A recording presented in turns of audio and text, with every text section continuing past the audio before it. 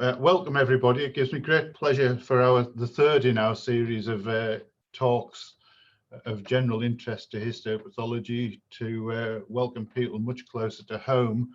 And we're going to have something which is close to sort of clinico-pathology conference type thing, so that we get a link between histopathology and pathology and the clinical service. And it gives me great pleasure to introduce you to Anna Patterson, who is the consultant lead for respiratory oncology in histopathology here, and Gary Doherty, who I've known for a few years now, who is a respiratory oncologist and lead for lung cancer in the hospital. So Anna's going to take the first part and do some histopathology, and then Gary's going to follow it up with how it's used in clinical practice. So Anna, I'm going to hand over to you. Thank you. So hopefully you can see my screen.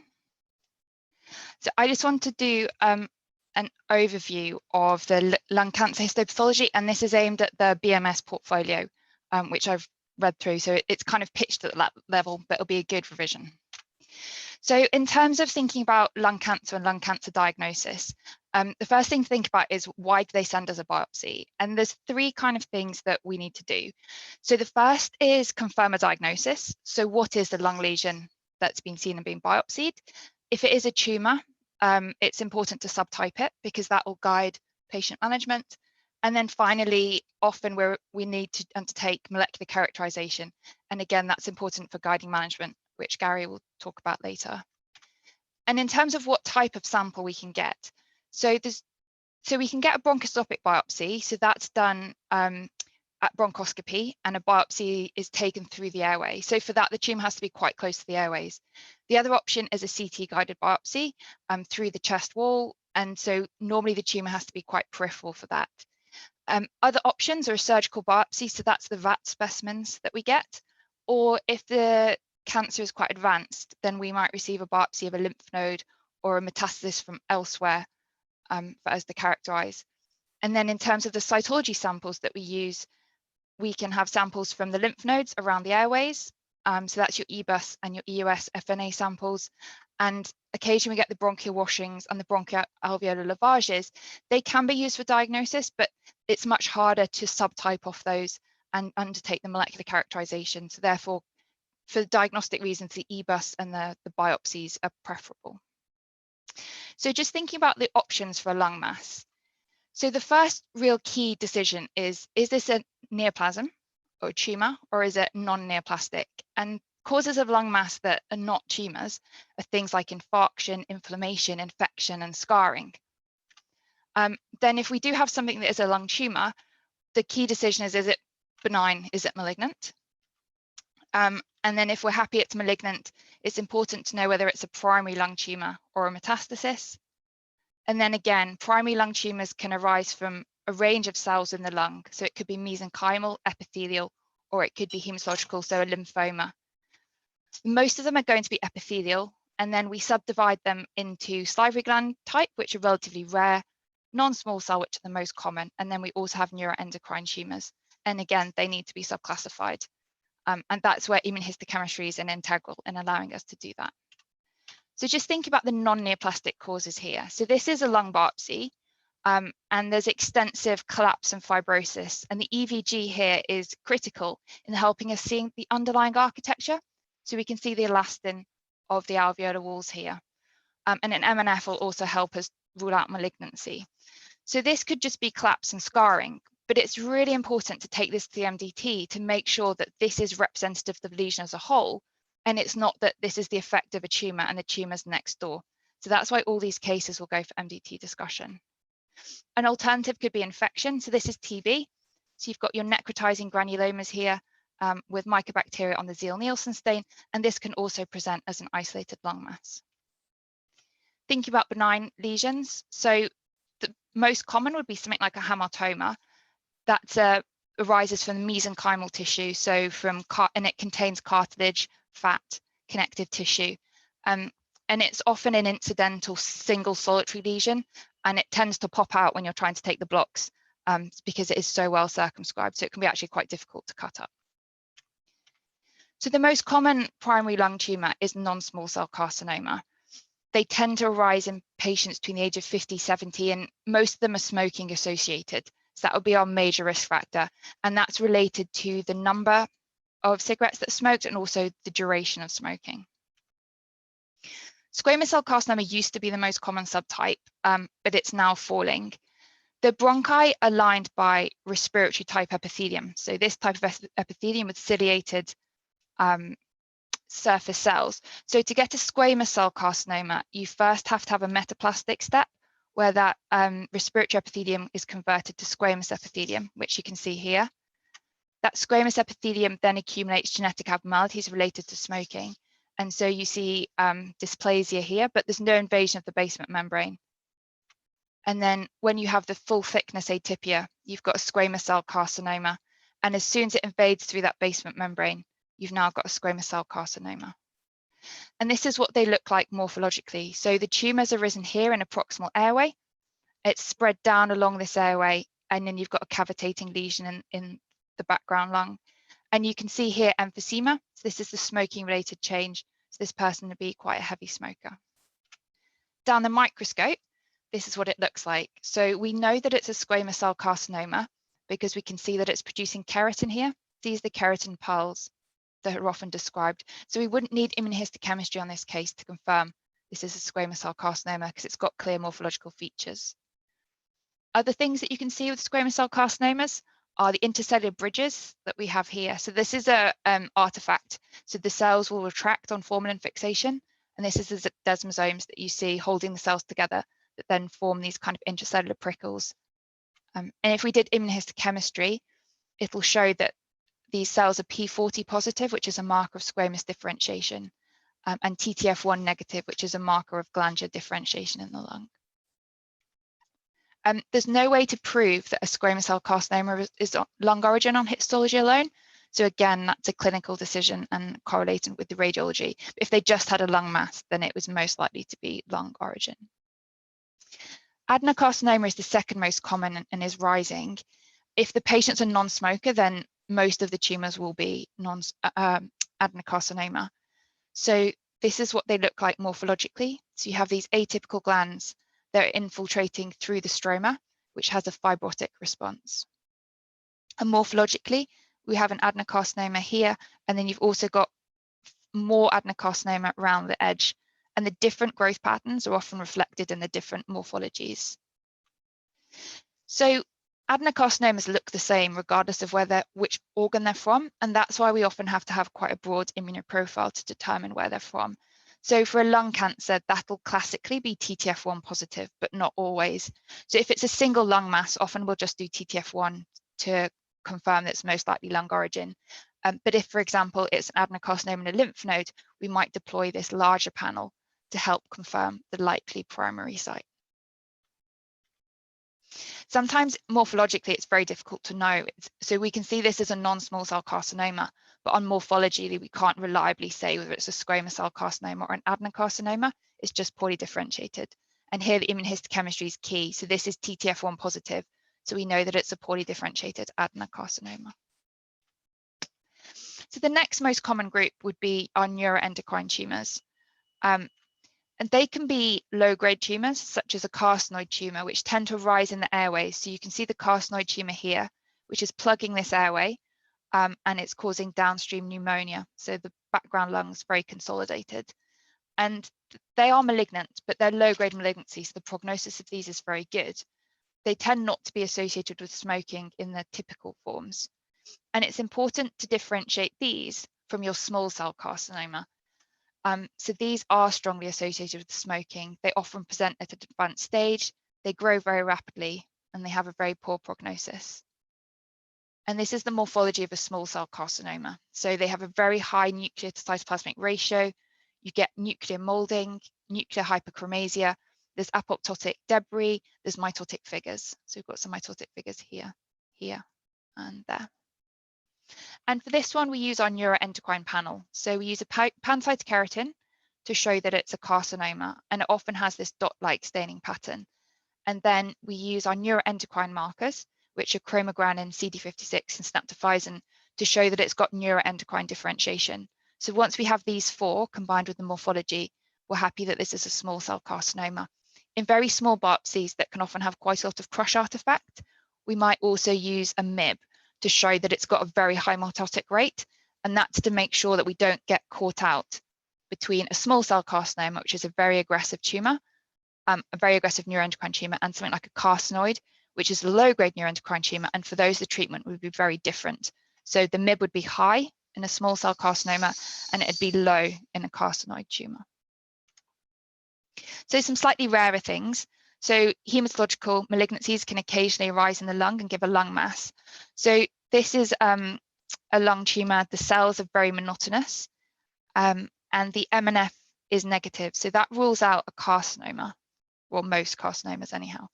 And if we use our B and T cell markers, you can see that the CD3, which is a T cell marker, is predominantly negative, and most of those lesional cells are positive for PAX5, which is a B cell marker.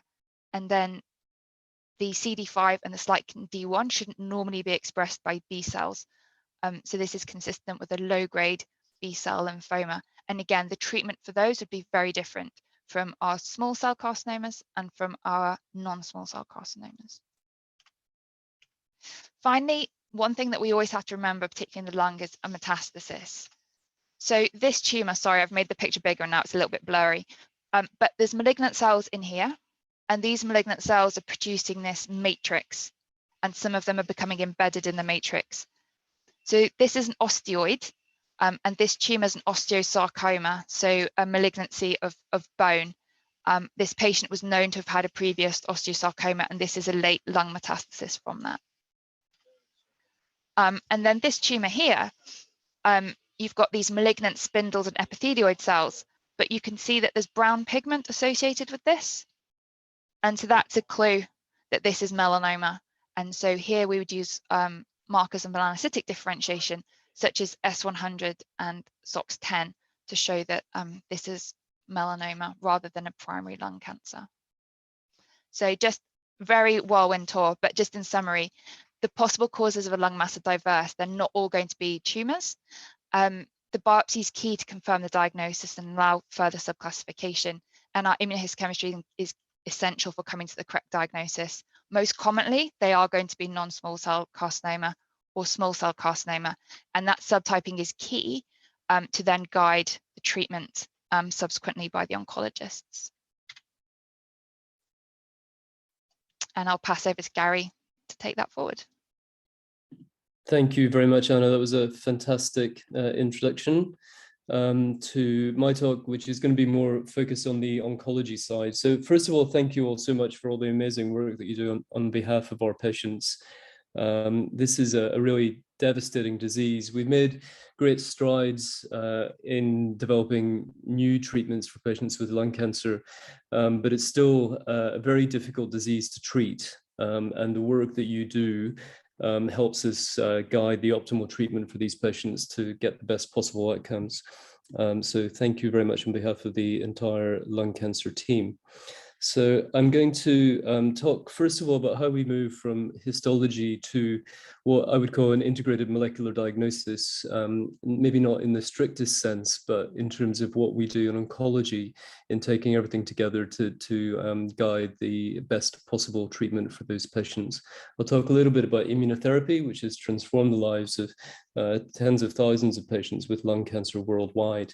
I'll focus on one particular oncogenic driver, which is the EGFR activating mutations, and then on some other targeted therapies. And I'll end a little bit on the wider promise of precision medicine in lung cancer. So until recently, and this was certainly within my time in medical school and as a junior doctor, the only thing that we had to treat patients with advanced lung cancer was very toxic platinum doublet chemotherapies. These are cytotoxic agents, and they all pretty much did the same thing, which was improve life on average by a number of months. But as you can see on this graph, so this is the survival of patients at time 0 from diagnosis. You can see patients dying, and about the average survival was about 7 months. so the median survival. And then at 1 year, the vast majority of patients had unfortunately passed away from this disease. We had an advance that was hailed as a major advance back in 2008, so only 13 and a bit years ago. And this was showing that different subtypes of disease, of non-small cell lung cancer, might respond a little bit differently to different platinum doublets. So on the left here, we see patients with non-squamous disease, so adenocarcinoma essentially, doing a little bit better with carboplatin and pemetrexed, whereas patients with squamous disease did a little bit better with carboplatin and gemcitabine. And this shaped our practice for a very long time afterwards and continues to do so. But as you can see, the actual survival differences between these curves is very minor. So what has the field done in the meantime? Well, genomic sequencing of tumors looking for somatic driver alterations in particular subsets of patients with lung cancer has defined the landscape of driving alterations, and drug development, predominantly from pharmaceutical companies recognizing that these are potentially targetable, has developed drugs that are matched to many of these particular genomic biomarkers. So we can see here in patients with adenocarcinoma, there's a large number of oncogenic drivers that have been discovered, and this is in fact incomplete. In squamous disease, we see that there is a much lower rate of these oncogenic drivers that have been discovered. And for many of these patients, we still are not entirely sure what's driving the disease. Some of the alterations, for example, in EGFR, are potentially targetable. So that's why sometimes we might ask for genomic sequencing in patients with squamous disease. But the majority of the oncogenic drivers are concentrated in patients with adenocarcinoma. And as Anna has alluded to, this is now the predominant subtype of disease within the UK. So what diagnostic tools do we have? Well, Anna has covered histopathology. When we're starting looking at genomic testing, we can do IHC and FISH, and we use that routinely for PD-L1, which forms an immune mask on tumors. I'll come on to that in a little bit. But we can also do it as a surrogate for genomic translocations, for example, in ALK and ROS1. We can do targeted hotspot testing, and this is very useful, particularly for the EGF receptor gene, looking at the exons where activating alterations are concentrated. We can also do gene panel tests, and in the GLH, we do the Oncomine precision assay, currently for DNA, looking for activating alterations in these and some other genes. And in the very near future, we'll be extracting RNA from the tumor samples to test for structural variants as well. We can also do whole exome sequencing and whole genome sequencing, and it is the ambition of NHS England to roll out whole genome sequencing more widely across tumor types, but whether and how this might apply to lung cancer is a bit unclear, for reasons perhaps we can get into in the discussion. We also have liquid biopsies, and we can't forget this as a diagnostic tool. It's particularly useful at the moment when we're looking for EGF receptor alterations. So the DNA from these tumors shed and can be picked up in plasma. Now, it's not 100% sensitive. Tests are becoming more sensitive, and we are developing our own in-house ctDNA assay. Currently, these go to Birmingham, but we'll be testing for further alterations, not just in EGFR. So thinking about adenocarcinoma and the genomic drivers, so for quite a few, we don't know what the driver is. The most prominent one is KRAS, so the canonical proto-oncogene, and we're now beginning to be able to target a subset of these tumors with precision medicine. We can see EGFR sensitizing mutations take up quite a large part of this pie, and other alterations, both SNVs and structural variations. We can see that we're able to divide this large pie into much smaller and smaller pies. And even think about what the co-mutations are that are alongside each of these particular small slices to refine prognosis and predict response to therapy. So I mentioned PD-L1. So this is a complex assay where we are taking at least 100 tumor cells and using an antibody against PD-L1, which forms an immune mask on the surface of tumor cells. So I'll show you in a second, but T cells have the ligand for this receptor. And whenever PD-L1 is expressed on tumor cells, it turns T cells off. So T cells are no longer able to kill tumor cells within the tumor. So when we think about immunotherapy, that's incredibly important. And over the last 5 or 6 years, 7 years probably now, we've been using immunotherapy either within clinical trials in lung cancer or in standard practice. But immunotherapy has a very long history. And the reason why immunotherapy is helpful in cancers, not just lung cancer, but many other cancer types, is because the immune system is capable of recognizing neoantigens that are produced in tumor cells. So the DNA mutations are translated into protein changes and epitopes that can be recognized by our adaptive immune system and also our innate immune system to some degree. And we're beginning to understand a lot more about how the innate immune system interacts with cancer. So this is a long history, but I'm going to take you through just some of the ways in which we're thinking about immuno-oncology and lung cancer and beyond. So the main drive of drug development is to look for things that are on the surface of T cells and see what they do. So the T cell is basically integrating all the information in the environment to decide whether or not to kill a cell that it's interacting with.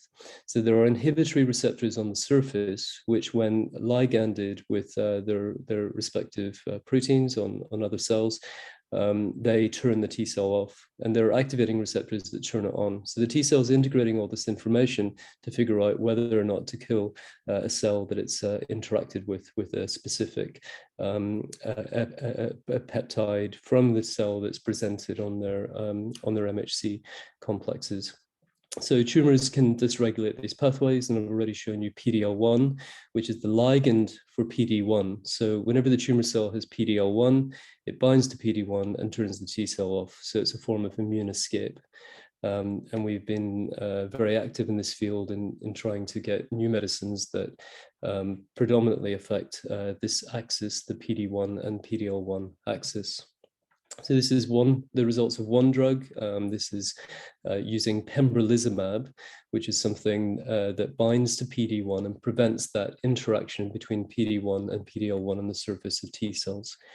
And this is for patients who have a high PD-L1 expression, who are given either pembrolizumab, so this anti-PD-1 antibody, or the standard chemotherapy. And we can see that patients who were given immunotherapy in the first line, this is their first treatment for advanced non-small cell lung cancer, we can see that they do much better than those who were given chemotherapy. And the 4-year survival, remember what I showed you right at the beginning, patients do very poorly on chemotherapy alone. The 4-year survival here is 36%. So really transformative outcomes with immunotherapy in patients with lung cancer. So we routinely use pembrolizumab on its own for the first-line treatment of patients with lung cancer when this PD-L1 tumor proportional score, so the proportion of tumor cells in the sample that are expressing PD-L1, whenever that's at least 50% of tumor cells. In oncology, whenever we get something that works, including immunotherapy, we tend to combine it with other things that work to see whether patients do better. So this is a trial called KEYNOTE-189, where we're combining chemotherapy and immunotherapy and comparing it to patients who are treated with chemotherapy alone. So the red lines here are for patients who just got chemotherapy as their first-line treatment. And for patients in the blue, that's where they got chemotherapy and immunotherapy. And we can see here that the independent really of the PD-L1 score, which is this one here. So these are tumor cells that are not expressing PD-L1. These are ones that are expressing lower levels, so 1 to 49%. or these ones which are expressing higher levels, at least 50% of tumor cells with PD-L1, chemoimmunotherapy is superior to chemotherapy. Now, we don't know yet exactly what the best thing to do in this group is. So these are the high PD-L1 expressors. You'll remember from the previous slide that pembrolizumab is better than chemotherapy. This just shows us that pembrolizumab and chemotherapy is better than chemotherapy. So we await prospective trial data to see whether we should be giving these patients chemotherapy and immunotherapy or just immunotherapy alone. But we use this regimen routinely in the clinic now for patients with low PD-L1, so less than 50%, and sometimes for patients with higher than 50% expression. Let's change tack now, after showing you some of the real transformative long-term outcomes with immunotherapy, to look at a disease that actually responds very poorly to immunotherapy. So this is the commonest targetable oncogenic driver in lung cancer, and these are activating mutations in the EGF receptor.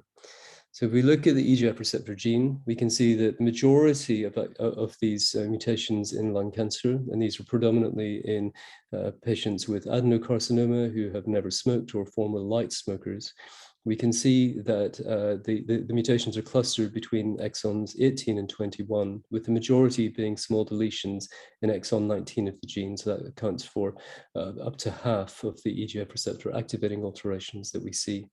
The second most common is a point mutation in exon 21, which is L858R. And we know that both of these can be targeted with EGF receptor tyrosine kinase inhibitors, and these are oral drugs, generally well tolerated by patients, and it means that they can avoid chemotherapy. So we know that the incidence of EGF receptor mutation not just varies by smoking status, but depending on genomic ancestry. In China, for example, around half of adenocarcinomas that are diagnosed have EGF receptor mutations, while in Europe it's much lower, but a sizable fraction of patients, around 10 to 15%, depending on where we are in Europe. Trials such as IPAS and Lux-Lung looked at whether giving patients with advanced EGF receptor mutant non-small cell lung cancer, whether they did better with either a targeted therapy, so an oral tyrosine kinase inhibitor directed against the EGF receptor, in this case gefitinib, in this case afatinib, or they give them chemotherapy. And patients who were given the precision medicine, the targeted therapy, did better. And there are several of these drugs, and they are really great drugs. And we still often use these earlier generations in the clinic. I'll come on to why the majority of patients get something else. But on these first and second generation tyrosine kinase inhibitors, all patients eventually develop resistance. So in contrast to immunotherapy, where we're seeing really, really long-term survival of patients, and some patients may be effectively cured of their disease, although we'd never use that word. These patients all develop resistance at some point during the illness and ultimately succumb to the disease. So why do they develop resistance? Well, the major mechanism of resistance to first and second generation EGFR tyrosine kinase inhibitors is the development of a secondary mutation in the EGF receptor gene. So this is T790M. So we send quite a lot of biopsies from patients who have progressed on first and second generation agents, specifically looking for the presence or absence of this mutation. And I'll tell you why on the next slide. So osimertinib is a drug that was developed to try and counteract this resistance. In addition to targeting exon 19 deletions and the exon 21 substitution L858R, which are the most common types of activating mutations we see in EGFR, they also are able to inhibit proteins with the T790M mutation. And they actually, this drug also has less affinity for the wild type receptor, and that's reflected in a lower number of, lower severity of toxicities to the drug in these patients. So this shows that for patients who have progressed on one of these prior EGFR TKIs, and if they develop the T790M mutation, patients who are given osimertinib do better than patients who are given chemotherapy at that point, which is until this point the only standard treatment option that we had. So if we've got a drug that works like that, then we try to give it up front. And these are the results of the FLORA trial, showing that giving osimertinib as the first treatment to patients with advanced EGF receptor mutant disease was better than giving either gefitinib or erlotinib, which were two prior generation agents. So for this disease, the prognosis at the moment remains 74% at 2 years. So 74% of patients are alive at 2 years after their diagnosis. But we can see that the patients continue to die and develop resistance to this. What about early stage disease? I've been focusing on advanced disease until now, so patients with incurable disease. What about patients who have potentially curable disease? This is what happened. This is the natural history of patients with lower stage disease. So we can see even in very early stages that a significant number of patients relapse and die from their lung cancer. And as the disease involves or gets bigger, invades structures, goes to local lymph nodes, the more that happens, the worse the survival of these patients. So what can we do to increase the survival of these patients?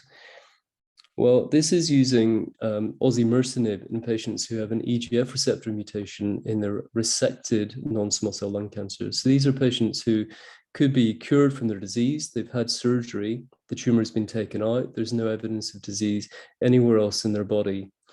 But as you can see, these patients do relapse. So this is a placebo in this particular trial called the ADAURA trial. So this tells you something about the natural history of these patients.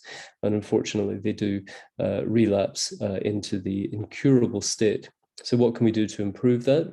Well, if we know that they have an EGF receptor mutation, then we could give them osimertinib, and that's what happened in this particular trial. So this is looking at the rate of relapse, and we can see that osimertinib significantly improves the time from resection to relapse. So this is an incredible advance. It actually corresponded to an 83% reduction in the risk of recurrence or death. I show you this because you will, for those of you who are involved in the lung cancer pathway at any point, you will likely have seen an increase in the number of referrals for genomic sequencing for patients with earlier stage disease. And that's because if we know that there is an EGF receptor activating mutation, we can do something about it to improve outcomes for these patients. That includes patients who have very early stage disease, and osimertinib has now been accepted just a few weeks ago, a couple of weeks ago, as an adjuvant treatment, so a post-surgical treatment for patients with stage 1B to 3A resected non-small cell lung cancer. So just a couple of things on other activating mutations and some of the things that are around the corner and some of the things that are already in the clinic. So I won't go into detail on this, but we know that ALK rearrangements are important oncogenic drivers within lung cancer. There are many different ways in which the gene can be rearranged. It's usually a fusion between ALK and AML4, but there are many other gene partners. These are the outcomes for patients on ALK inhibitors. So this is one ALK inhibitor. This is lorlatinib. And we can see over 80% of patients are alive at 2 years if they're given lorlatinib. And it's better than our previous, one of the previous agents that we're using for this. Again, still a precision therapy. Called crizotinib. So identifying these alterations are really important so that we can get these sorts of curves instead of these sorts of curves, which we saw on the original graph showing how these patients do with chemotherapy. So some things that are around the corner and that we'll be able to test in our GLH once we go live with RNA testing on the Oncomine Precision assay. This is RET fusions. Another proto-oncogene. These are two different types of RET inhibitors.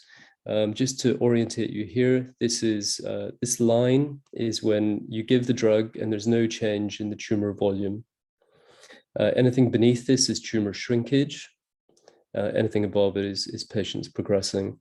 So we can see that if we can identify a relevant structural variant in RET, we can get patients onto these precision medicines. And these patients do poorly with immunotherapy, which if we didn't know they had a RET alteration, we would probably be giving them. So if we know that it's there, then we can get these patients onto these precision medicines, and we have a compassionate access program where we can treat these patients within. You'll have heard a lot, I'm sure, about NTRK. So NTRK genes, or NTRK 1, 2, and 3, uncommonly have structural variants, but they're found in a large variety of solid cancers, including patients with non-small cell lung cancer. If we don't look, we don't find. So it's important that if we're doing these sorts of testing, that we are quite comprehensive in our endeavors to find patients who can potentially benefit from precision medicines. So there are two NTRK inhibitors that are approved in the UK, which we can use in the NHS. So this is larotrectinib and entrectinib. And again, this is a pan-cancer look, but we can see that in non-small cell lung cancer, 75% of patients achieve very good tumor shrinkage. So this is just a brief summary of kind of where we are in the UK. A couple of months ago, whenever I made this slide, this is the adenocarcinoma pie chart that I showed you earlier. We can see that there are patients that don't have targetable mutations for whom chemotherapy and immunotherapy, or immunotherapy, will be the most appropriate treatment option.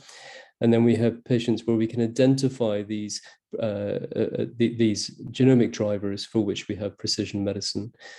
So it's not just thinking about EGFR and identifying EGFR.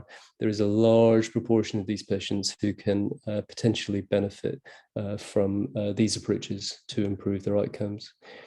And this is really our near future paradigm. And again, this is something that's incomplete, but this is the way that we will be thinking about treating patients with non-small cell lung cancer once we're in a position to be able to identify all of these genomic alterations, but many of which we can do already. But at the moment, what is absolutely required for a first-line treatment decision? So this is not necessarily what we do here in Addenbrooke's, but across the UK, we have a diagnosis made by Anna and colleagues of non-small cell lung cancer. We have predictive testing, which includes EGFR, which we don't have a surrogate for, so we can't use IHC or FISH. And then we've got ALK and ROS1 that we do have a surrogate for, so we can use IHC or FISH for these. And then we have PD-L1 testing. So this is the bare minimum. But because we have to do EGFR using a genomic test, we should be using the broadest test possible so that we can identify those other alterations that are non-EGFR and potentially targetable. So when patients have a canonical positive in any of these or the other ones that we have discussed, we usually give them targeted therapy up front. If they're negative, then that's when we look at the PD-L1 score particularly.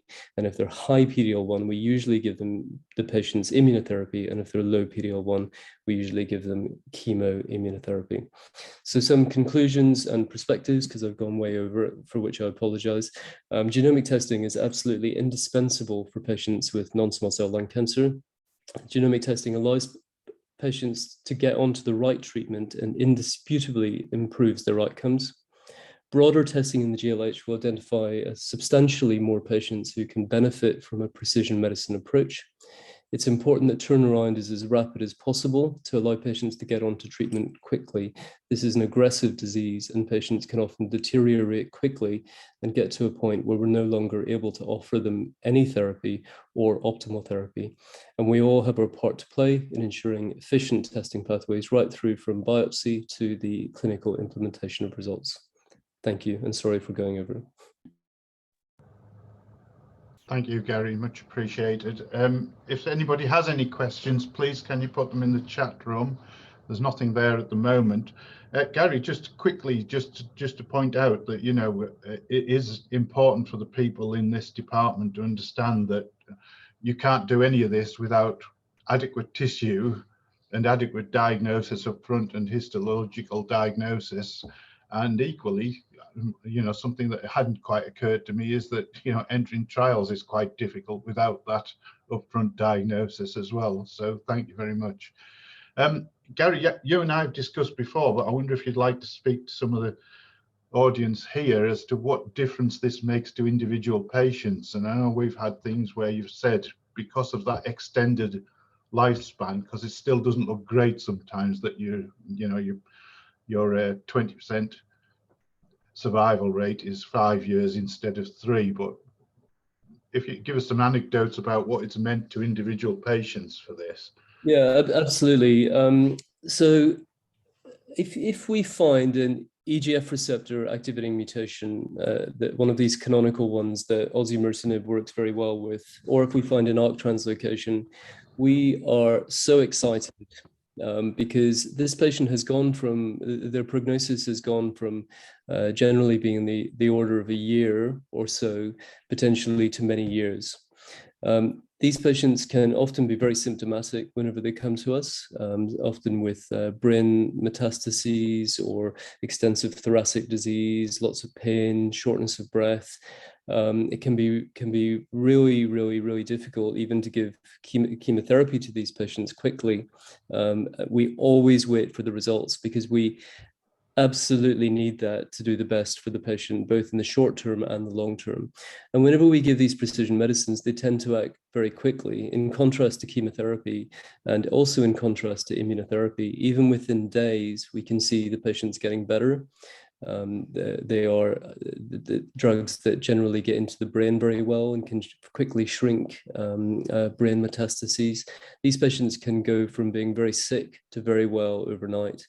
But in that 2 weeks that we're waiting for results, because we want to make the right decision, these patients can deteriorate very quickly.